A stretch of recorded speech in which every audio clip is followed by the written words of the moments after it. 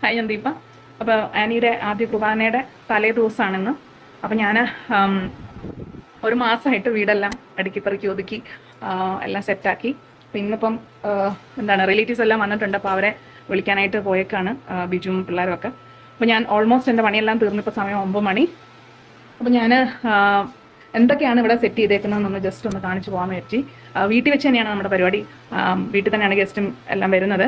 അപ്പോൾ പരിപാടി മീൻസ് രാവിലെ പള്ളിയിൽ പോകണം എങ്കിലും അതിനുശേഷം ഉച്ചയ്ക്ക് വീട്ടിൽ വെച്ചാണ് പരിപാടി. ജസ്റ്റ് എന്തൊക്കെയാണ് സെറ്റ് ചെയ്തേക്കുന്നതെന്നൊക്കെ ഒന്ന് ജസ്റ്റ് കാണിച്ചു പോകാം എന്ന് കരുതിയിട്ടാണേ. ഓക്കെ,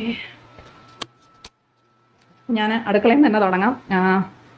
അടുക്കള ഒരുവിധം സാധനങ്ങളെല്ലാം ഞാൻ അകത്ത് കയറ്റി. നമ്മൾ നോർമലി വർക്ക് ചെയ്യുന്ന കാര്യങ്ങളെല്ലാം അകത്ത് കയറ്റി. ഓക്കെ, ഇനിയുണ്ട് ഇതെല്ലാം മാറ്റണം. അപ്പോൾ അത് കഴിഞ്ഞു വിചാരിക്കുന്നു. ഓക്കെ, പിന്നെ പിന്നെന്താ, ഇവിടെ ഞാൻ ചെറിയൊരു ടേബിൾ റണ്ണർ ഞാൻ ചെയ്തിരുന്നു. അത് ഇവിടുത്തെ ഒരു കളർ തീമുമായിട്ട് ചേരുന്ന രീതിയിലൊരു എന്താണ് ഒരു ഡാർക്ക് ഗ്രീൻ കളറിൽ ചെയ്തതാണ്. പ്രത്യേകിച്ച് വലിയ ഡെക്കറേഷൻസ് എക്സ്ട്രാ ഇങ്ങനെ ഒത്തിരി സംഭവങ്ങൾ വയ്ക്കുന്ന പരിപാടിയൊന്നും എനിക്കില്ല. കാരണം ഇതൊക്കെ മെയിൻറ്റെയിൻ ചെയ്യാൻ ബുദ്ധിമുട്ടാണെന്നുള്ളതുകൊണ്ട്. അപ്പോൾ അങ്ങനെ വലിയ പരിപാടികളൊന്നും ഇല്ല. ഉള്ളത് വൃത്തിയായിട്ട് സെറ്റ് ചെയ്യുക. കാരണം ഇത് പിന്നെ മെയിൻറ്റെയിൻ ചെയ്ത് പോകേണ്ടതും കൂടെയാണ്. പിന്നെ ഇവിടെ നമ്മുടെ സെറ്റ് കിടന്നിരുന്നത് തിരിഞ്ഞാണ്. അതിപ്പോൾ എല്ലാവർക്കും വരാനൊരു സൗകര്യം, ഇരിക്കാനൊരു സൗകര്യത്തിന് ഞാൻ ഇങ്ങനെയാണ് സെറ്റ് തിരിച്ചിട്ടു. അപ്പോൾ ആ ഒരു ഏരിയ ക്ലോസ്ഡ് ആവും. പിന്നെ അവിടെ നിന്ന് നമുക്ക് പ്രത്യേകിച്ചൊന്നും എടുക്കാനില്ല. അപ്പോൾ അതെല്ലാം ക്ലോസ് ചെയ്ത് ഇന്ന് ഞാൻ ഉച്ചയ്ക്ക് എല്ലാ ബലൂണും വീർപ്പിച്ച് ഇവിടെ കംപ്ലീറ്റ് ഞാൻ കെട്ടിയിരുന്നതാണ്. അത് കംപ്ലീറ്റ് പൊട്ടിപ്പോയി. ഇനിയിപ്പോൾ ഒന്നും ചെയ്യാനില്ല. പിന്നെ ഞാൻ ഇവിടെ ഒരു ചെറിയ ഡെക്കറേഷൻ, ഇത് ആനിയുടെ ഒരു ടേബിളാണ് ഇതിൻ്റെ ബാക്കിലുള്ളത്. അപ്പോൾ അവിടെ ഞാനിവിടെ ഒരു എന്താണ് നമ്മുടെ ഈ എക്സ്ട്രാ റൺ ഇത് കിട്ടുമല്ലോ, റോഡ്, ഈ കർട്ടൻ റോഡ് നമുക്ക് സെപ്പറേറ്റ് കിട്ടുമല്ലോ വാങ്ങിക്കാനായിട്ട്. അത് സെറ്റ് ചെയ്തിട്ട് ഞാൻ ജസ്റ്റ് ഒരു ബാക്ക്ഡ്രോപ്പ് ഇട്ടേച്ച് അതിൽ ഞാനൊരു നെറ്റ്, നമ്മുടെ ഇവിടുത്തെ എൻ്റെ കയ്യിൽ ഒത്തിരി നെറ്റ് ഉണ്ടല്ലോ, ആ നെറ്റ് ഇട്ടിട്ട് അതിൽ കുറച്ച് ലൈറ്റ് കൊടുത്തേക്കുന്നതാണ്. ഇത് പിന്നെ ഇവിടെ ഇരുന്ന പൂ, ഒരു ഗോൾഡ് ആൻഡ് വൈറ്റ് തീമിലും പൂവും കുറച്ച് ഇതൊക്കെ ഉണ്ടായിരുന്നു. ഇതൊക്കെ മാമോദീസയുടെ ഐറ്റംസ് ഉണ്ടാക്കാൻ വേണ്ടിയിട്ട് മേടിച്ച് വെച്ചിരുന്നതാണ്. അപ്പോൾ അത് വെച്ചിട്ട് ഞാനൊരു ചെറിയ ഇത് ജസ്റ്റ് ഒരു പേപ്പറിലാണ്, കണ്ടോ, ഒരു പേപ്പറിൽ ഞാനിതിങ്ങനെ ഒട്ടിച്ച് വെച്ച് സൂചി കുത്തി വെച്ചേക്കുന്നത്. ഇവിടെ ഉണ്ട്, ഇതെടുത്ത് പൊട്ടിപ്പോതാണ്. ഇതൊരു വലിയൊരു പേപ്പറിൽ ചെയ്താണ്. ഇവിടെ ഒത്തിരി ബലൂൺ ഉണ്ടായിരുന്നു, കംപ്ലീറ്റ് പൊട്ടിപ്പോയി.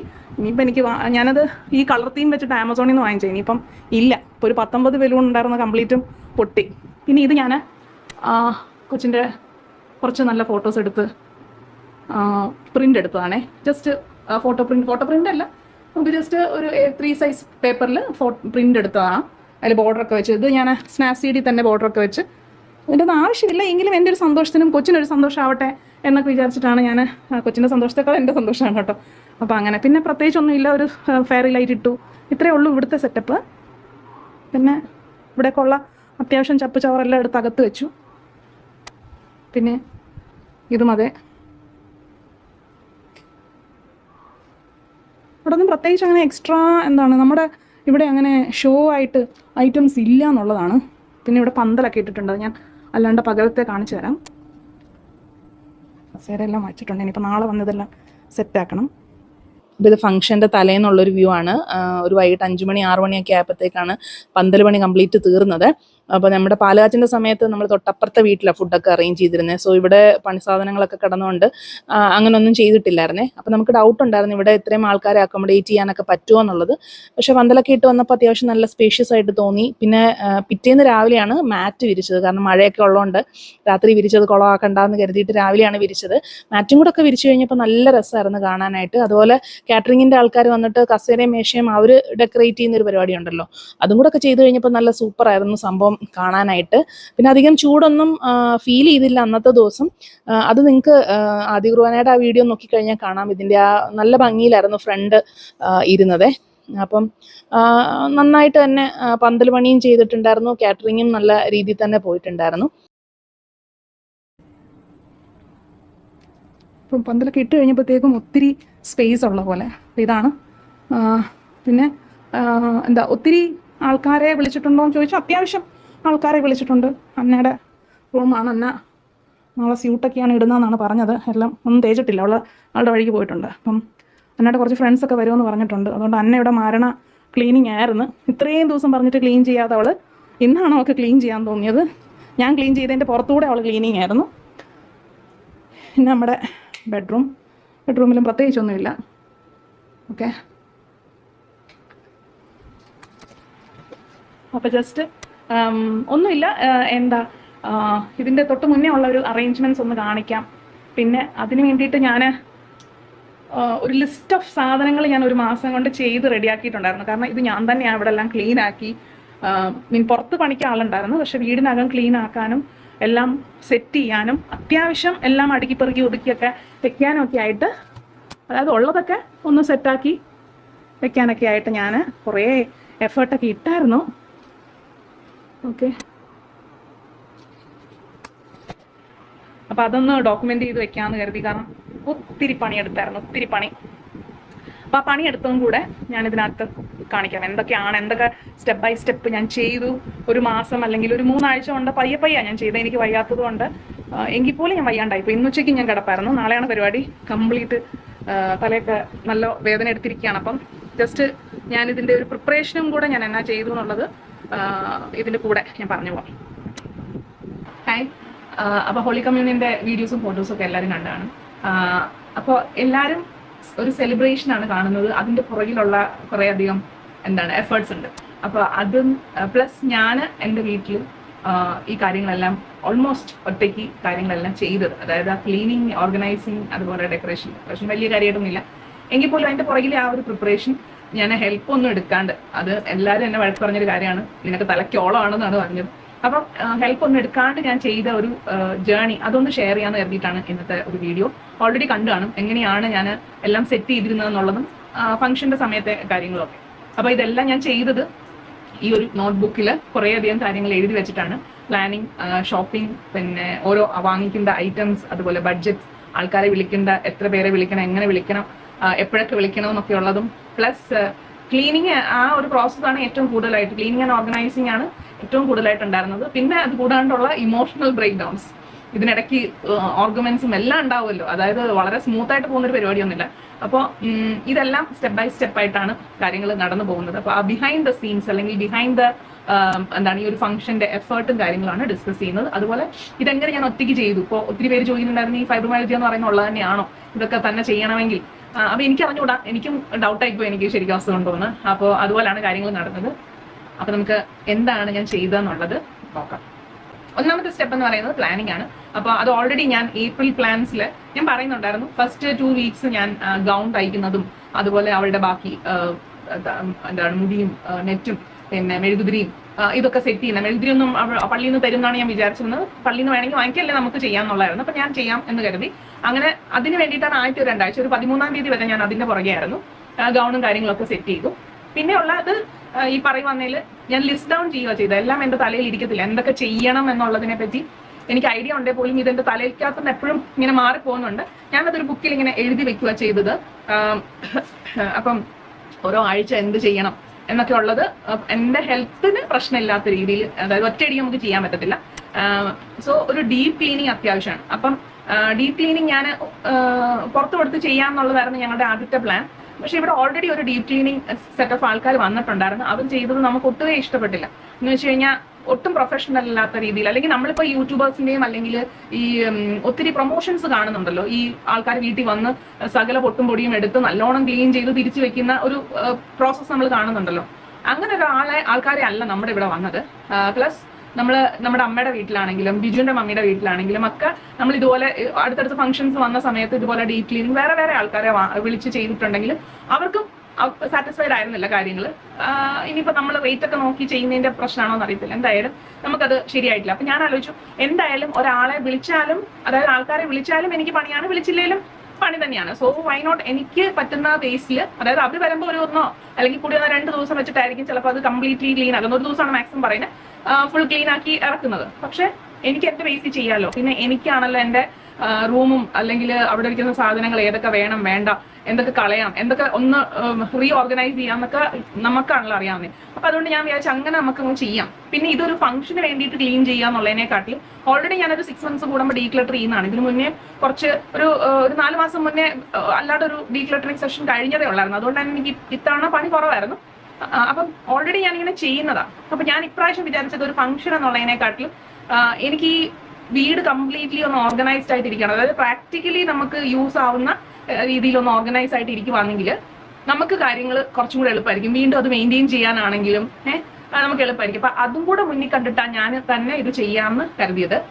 അപ്പൊ ഒരു 13-ാം തീയതി വരെ നമ്മൾ ഗൗണും മറ്റു കാര്യങ്ങളും അതിന്റെ ബാക്കി കാര്യങ്ങളൊക്കെയാണ് ചെയ്തുകൊണ്ടിരുന്നത്. അതിനുശേഷം ഞാൻ ലിസ്റ്റ് ഡൗൺ ചെയ്തു ഇവിടെ എത്ര മുറികളുണ്ട് എന്നുള്ളതാണ് ഫസ്റ്റ്. അതിപ്പം പ്രത്യേകിച്ച് ഭയങ്കരമായിട്ട് എണ്ണാനും കാര്യങ്ങളൊന്നുമില്ല. മുറികൾ എന്നുള്ളതിനെക്കാട്ടിൽ ഏതൊക്കെ ഏരിയാസ് ക്ലീൻ ചെയ്യണം എന്നുള്ളതായിരുന്നു. അപ്പോൾ ഓരോരോ റൂം വൈസ് ഞാൻ സ്പ്ലിറ്റ് ചെയ്തു. ആ റൂമിൽ തന്നെ പിന്നെ നമ്മൾ അല്ലാണ്ട് ഡീക്ലട്ടർ ചെയ്യേണ്ട കാര്യങ്ങൾ, റീഓർഗനൈസ് ചെയ്യേണ്ട സ്ഥലങ്ങൾ, അതുപോലെ തന്നെ ഒരു റൂമിൽ പല പല ഫേസ് ആയിട്ടാണ് ഞാൻ ക്ലീൻ ചെയ്തത്. ഇപ്പൊ അടുക്കളയുടെ കേസ് പറയുവാണെങ്കിൽ അടുക്കളയിൽ ആദ്യം ടോപ്പിലിരിക്കുന്ന എല്ലാ ഷെൽഫും ഡീക്ലട്ടർ ചെയ്യുക, ക്ലീൻ ചെയ്യുക എന്നുള്ളതാണ് ഒരു ദിവസത്തെ പണി. പിന്നെ താഴെ ഇരിക്കുന്നത് അതുപോലെ ഈ എന്താണ് ഓർഗനൈസ് ചെയ്യാൻ വേറെ എന്തെങ്കിലും മാർഗങ്ങൾ ഉണ്ടോ എന്നുള്ളത്, അതുപോലെ അത് മെയിൻറ്റെയിൻ ചെയ്ത് കൂടെ പോകണല്ലോ. ഇപ്പൊ അടുക്കള തുടങ്ങി 13-ാം തീയതി അടുക്കള തുടങ്ങി, ഞാൻ എന്തായാലും 30-ാം തീയതി എത്തുമ്പോഴായിരിക്കും ഏറ്റവും അവസാനത്തെ റൂമിലോട്ട് എത്തുന്നത്. സോ അപ്പോഴും ഈ 15 ദിവസത്തെ ഗ്യാപ്പിനകത്ത് ഈ അടുക്കള വീണ്ടും പഴയപടി ആവാൻ പാടില്ല. അപ്പൊ അതിന് വേണ്ടിയിട്ടുള്ള ആ രീതിയിലാണ് ചെയ്തുകൊണ്ടിരുന്നത്. ഓക്കെ, എനിക്ക് അറിഞ്ഞുകൊണ്ട് ഞാൻ പറയുന്നത് എത്രത്തോളം നിങ്ങൾക്ക് മനസ്സിലാവുന്നുണ്ടെന്നുള്ളത്. അപ്പൊ അങ്ങനെ മുകളിലത്തെ കബോർഡ് ഒരു ദിവസം, താഴത്തെ കബോർഡ് ഒരു ദിവസം, അതിന്റെ റീഓർഗനൈസിങ് വേറൊരു ദിവസം. പിന്നെ അത് കഴിഞ്ഞ് ഓരോരോ പോർഷൻസ് ആയിട്ടാണ്. അതായത് നമ്മൾ ഒത്തിരി പഴയ പാത്രങ്ങളൊക്കെ ഇട്ടേക്കുന്ന ഒരു അറയുണ്ട്, അത് ക്ലീൻ ചെയ്യുന്നതായിട്ട്, ഡീക്ലട്ടർ ചെയ്യുന്നതായിട്ട് അതൊരു ദിവസം. പിന്നെ മൊത്തത്തിൽ ക്ലീൻ ചെയ്ത് വരുമ്പോഴാണെങ്കിലും എല്ലാ ജനലുകളും ഒരു ദിവസം. അതുപോലെ ഈ ഫർണിച്ചേഴ്സ് തന്നെ ഇപ്പൊ കബോർഡും കാര്യങ്ങളും ഒക്കെ അതിലൊക്കെ നമ്മൾ പൊടി ഇങ്ങനെ ഇരിക്കല്ലോ, ആ പൊടി ഉൾപ്പെടെ എല്ലാം ക്ലീൻ ചെയ്യുന്നത് ഒരു ദിവസം. ഒത്തിരി നമ്മൾ ശ്രദ്ധിക്കാത്ത കുറെ അധികം എന്താണ് ഡ്രോയേഴ്സ് ഒക്കെ ഉണ്ടല്ലോ, അതെല്ലാം ഓരോരോ ദിവസങ്ങളായിട്ട്, ഓരോരോ മുറിയിൽ ഓരോരോ ദിവസങ്ങളായിട്ട്. പിന്നെ തുണിയൊക്കെ കളയാനുണ്ടെങ്കിൽ അത്. പിന്നെ ഉള്ളത് മേളിലത്തെ എന്താണ് ചുക്കിലി എന്നാണ് ഞങ്ങൾ ഇവിടെ പറയുന്നത്, ഈ എന്താണ് ചിലന്തി വലയും മറ്റ് പൊടിയും കാര്യങ്ങളും എല്ലാം ഒരു ദിവസം.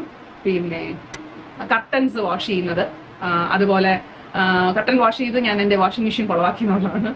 അപ്പൊ അത് പിന്നെ സർവീസിന് ആള് വന്നു, എല്ലാം ശരിയാക്കി. പിന്നെ ഞാൻ ഒരു ദിവസം നിന്നിട്ട്, ഒരു ദിവസമല്ല 2 ദിവസം നിന്നിട്ട് കാർപ്പറ്റ്സ് എല്ലാം വാഷ് ചെയ്തു. ഞങ്ങളിവിടെ വന്നിട്ട് ഏതാണ്ട് 7 വർഷമായി. അപ്പം 7 വർഷമായിട്ടുള്ള കാർപ്പറ്റ് നമ്മൾ അല്ലാണ്ട് വാക്യൂം ചെയ്യുന്നുണ്ടെങ്കിലും എനിക്കൊരു തൃപ്തിക്കുറവിന് ഞാൻ എല്ലാ കാർപ്പറ്റും എടുത്തിട്ട് വാഷ് ചെയ്തു ഞാൻ അടിപെട്ട് പോയെന്ന് വേണം പറയാനായിട്ട്.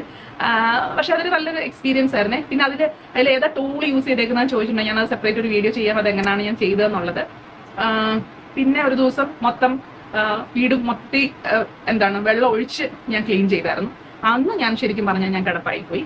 അപ്പൊ അതെല്ലാം കഴിഞ്ഞിട്ട് ഞാൻ ആലോചിച്ച് ശരിക്കും എനിക്ക് ഫൈബ്രോമയാൽജി ഉണ്ടോ എന്ന് തോന്നിപ്പോ കേട്ടോ.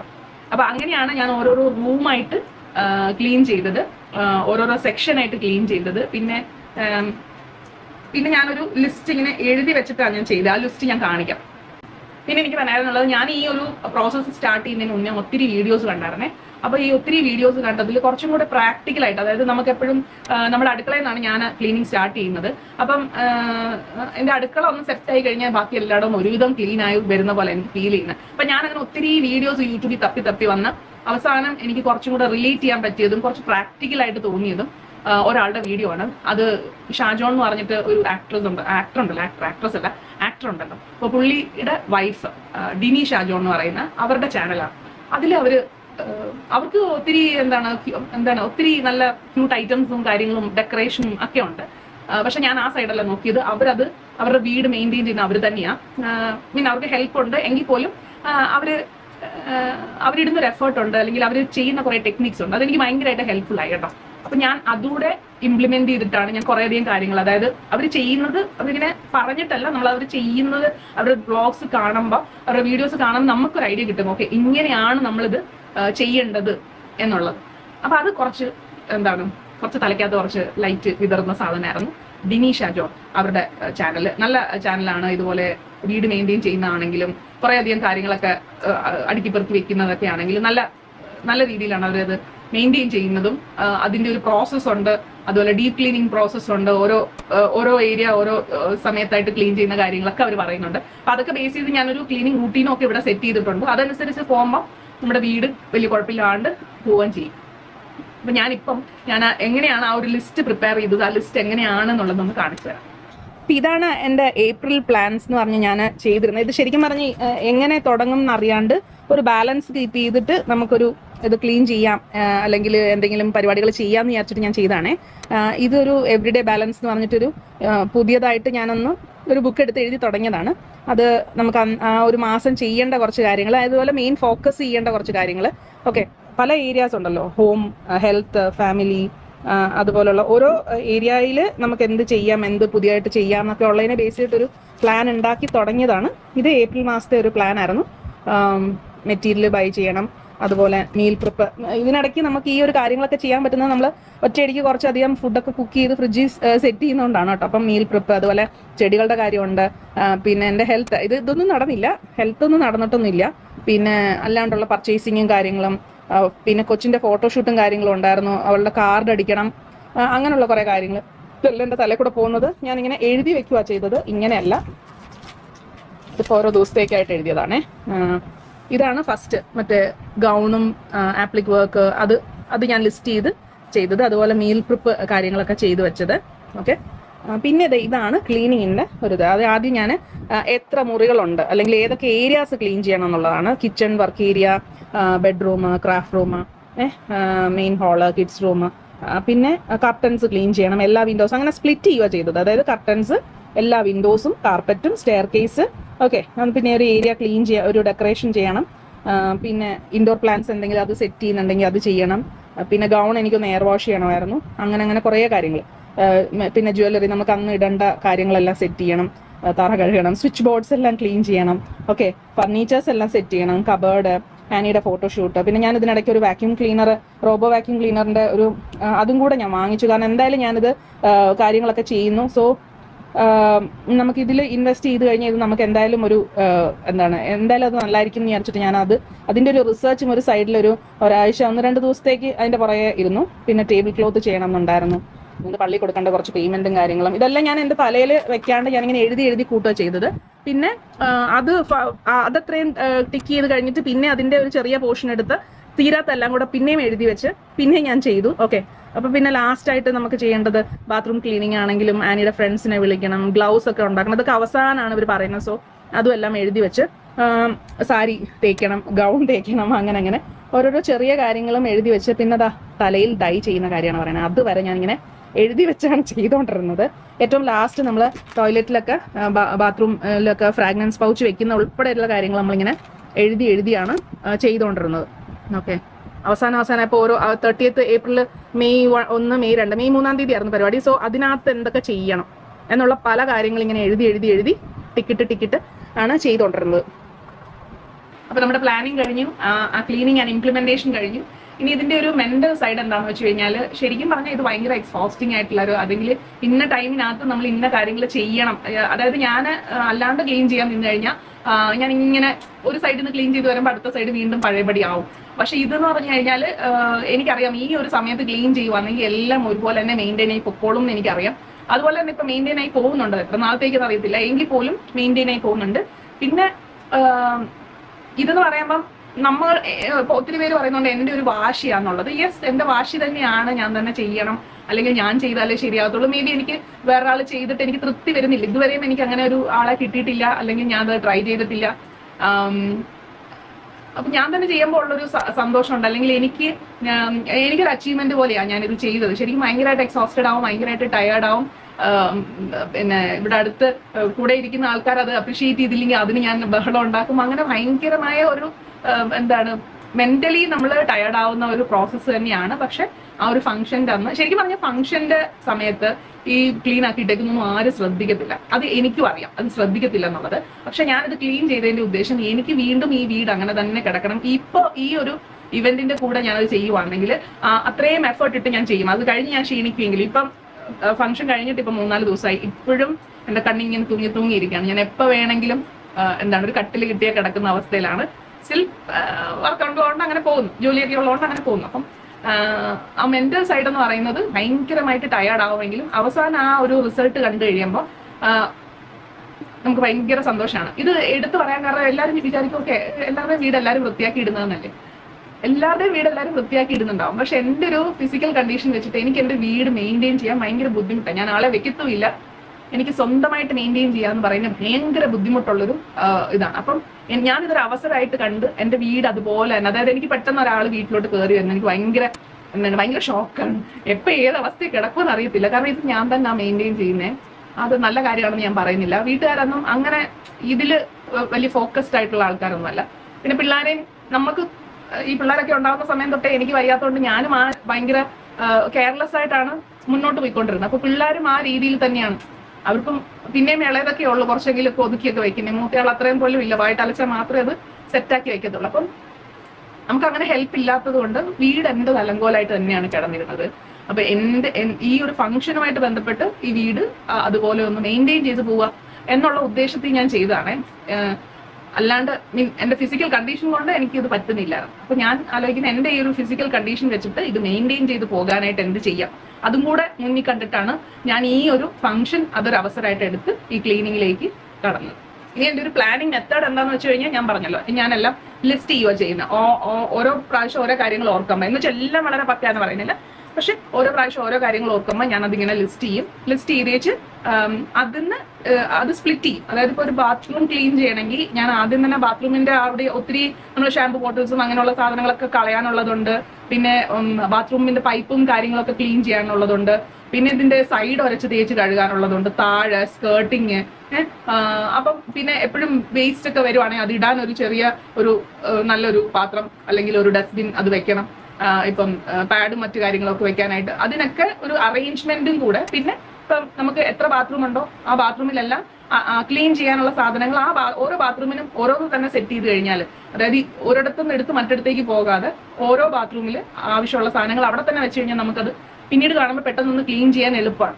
അതിന്റെ സൊല്യൂഷനും എല്ലാം അവിടെ തന്നെ വെച്ച് കഴിഞ്ഞാൽ ഓരോരോ ബാത്റൂമിൽ ഓരോരോ സെറ്റ് വെച്ച് കഴിഞ്ഞാൽ എളുപ്പമാണ്. അതുപോലെ തന്നെ എവിടെയാണെങ്കിലും നമ്മൾ റെഗുലറായിട്ട് ക്ലീൻ ചെയ്യേണ്ട ഏരിയയിൽ റെഗുലറായിട്ട് അതിന്റെ സൊല്യൂഷനും പിന്നെ ആ ഒരു ക്ലോത്തും അവിടെ തന്നെ, ക്ലോത്തോ സ്പോഞ്ചോ എന്താണെന്ന് വെച്ചാൽ അത് അവിടെ തന്നെ വെച്ച് കഴിഞ്ഞാൽ നമുക്കത് മെയിൻറ്റെയിൻ. അപ്പൊ അങ്ങനെ മെയിൻറ്റെയിൻ ചെയ്യുന്നതും കൂടെ ഇങ്ങനെ തലയെ ചിന്തിച്ചാണ് ഓരോ കാര്യങ്ങൾ ചെയ്തുകൊണ്ടിരുന്നത്. അപ്പൊ അതാണ് എൻ്റെ ഒരു മെത്തേഡ്. സ്പ്ലിറ്റ് ചെയ്ത് ഓരോരോ ഏരിയ ബൈ ഏരിയ, അതായത് ക്ലീൻ കിച്ചൺ എന്നുള്ളതല്ല, കിച്ചണിൽ തന്നെ ഇതിന്റെ ടോപ്പ് കബോർഡ്, താഴത്തെ ഡ്രോയേഴ്സ്, അതുപോലെ വർക്ക് ഏരിയ, സിങ്ക്, അങ്ങനെ തന്നെ സ്പ്ലിറ്റ് ചെയ്തിട്ടാണ് ക്ലീൻ ചെയ്തുകൊണ്ടിരുന്നത്. അപ്പൊ ഈ വീഡിയോ എന്ന് പറയുന്നത് പെർഫെക്റ്റ് ആയിട്ടുള്ള ഒരു പ്രിപ്പറേഷൻ കാണിക്കാനൊന്നും അല്ല. ഞാൻ ഈ ഒരു ഫംഗ്ഷനുമായിട്ട് ബന്ധപ്പെട്ട് ഞാനതൊരു അവസരമായിട്ട് കണ്ടിട്ട് എനിക്ക് പറ്റാത്ത ഒരു കാര്യം, അതായത് വീട് ക്ലീൻ ആയിട്ട് മെയിൻറ്റെയിൻ ചെയ്യുക എന്ന് പറയുന്ന ഒരു കാര്യം. അതിപ്പം എനിക്കറിയത്തില്ല എന്തുകൊണ്ടാണ് ഞാൻ ഇത്ര കൺസേൺ ആവുന്നതെന്ന്. മേ ബി ഞാനിതിങ്ങനെ ഒരു ഓപ്പൺ കിച്ചൺ ഉൾപ്പെടെയുള്ള ഒരു ഏരിയ ആണ് നമ്മുടെ വീട് എന്ന് പറയുന്നത്. അതായത് ഇവിടെ കയറി വന്ന്, ഇത് ഫ്രണ്ട് റൂമാണ്, ഈ ഫ്രണ്ട് റൂമിൽ കയറി വന്ന് അകത്തോട്ട് നോക്കിക്കഴിഞ്ഞാൽ കംപ്ലീറ്റ് കാണാം. അടുക്കള, പിന്നെ ഡൈനിങ് റൂം, ലിവിംഗ് റൂം എല്ലാം കാണാം. അപ്പം നമുക്ക് സാധാരണ നമ്മുടെ വീടുകളിൽ ഫ്രണ്ടിൽ കയറി വരുന്ന ആ ഒരു മുറി മാത്രം ക്ലീൻ ചെയ്തിട്ടാൽ പോരാ. ഒരുവിധം എല്ലാം അത്യാവശ്യം ക്ലീൻ ആയിരുന്നാൽ മാത്രമാണ് നമുക്കൊരു സാറ്റിസ്ഫാക്ഷൻ ഉണ്ടാവുന്നത്. വേറെ ആളെ കാണിക്കുക എന്നുള്ളതല്ല, നമുക്കൊരു സാറ്റിസ്ഫാക്ഷൻ. ഓക്കെ, എല്ലാം സെറ്റായിട്ടാണ് ഇരിക്കുന്നത്, മെസ്സല്ല എന്ന്. മെസ്സായെന്ന് പറഞ്ഞ പ്രശ്നം ഉണ്ടെന്നല്ല ഞാൻ പറയുന്നത്, പക്ഷെ ഈ ഒരു പ്രോസസ്സിലേക്ക് വരിക എന്നുള്ളൊരു ഉദ്ദേശം വെച്ച് ഞാൻ ചെയ്ത കുറച്ച് കാര്യങ്ങൾ, അതിന് ഞാൻ ഇട്ട എഫേർട്ടും ഒക്കെയാണ് ഞാനൊന്ന് കമ്മ്യൂണിക്കേറ്റ് ചെയ്യാനായിട്ട് ശ്രമിച്ചത്. ഇപ്പോൾ ഒരു ഫംഗ്ഷൻ വരുവാണെങ്കിൽ നമ്മൾ എങ്ങനെ സെറ്റ് ചെയ്യണം എന്നുള്ളതും ഇതിനകത്തുണ്ട്. പക്ഷെ അതൊരു വലിയ രീതിയിലല്ല, കാരണം ഞാൻ അങ്ങനെ ഭയങ്കര ഡെക്കറേഷനും കാര്യങ്ങളും അല്ലെങ്കിൽ ഇങ്ങനെ എസ്തെറ്റിക് ആയിട്ട് കാര്യങ്ങളൊന്നും ചെയ്യുന്ന ഒരാളല്ല. പ്രാക്ടിക്കലി എങ്ങനെയാണ് പരിപാടികൾ എന്ന് മാത്രമാണ് ഞാൻ നോക്കുന്നത്. മെയിൻറ്റെയിൻ ചെയ്യാൻ എളുപ്പമായിരിക്കണം, പിന്നെ നമുക്ക് ഇവിടെ ജീവിക്കാൻ പറ്റണം, അത്രേ ഉള്ളൂ. അല്ലാതെ ഇപ്പം അവിടെ തുമ്മുമ്പ് നമുക്ക് ഇങ്ങനെ തുടച്ച് പോകാൻ പറ്റത്തില്ല. അങ്ങനെയല്ല, എന്നാൽ അത്യാവശ്യം ഭയങ്കര മെസ്സായിട്ട് ഇരിക്കരുത് എന്നുള്ളൊരു ഉദ്ദേശം മാത്രമേ ഉള്ളൂ. അപ്പൊ അതിനെ പറ്റിയായിട്ട് ഈ വീഡിയോ, നിങ്ങൾക്ക് ഈ വീഡിയോനെ പറ്റി എന്തെങ്കിലും കമന്റ്സ് ഉണ്ടെങ്കിൽ താഴെ അറിയിക്കുക. അത്രേ ഉള്ളൂ.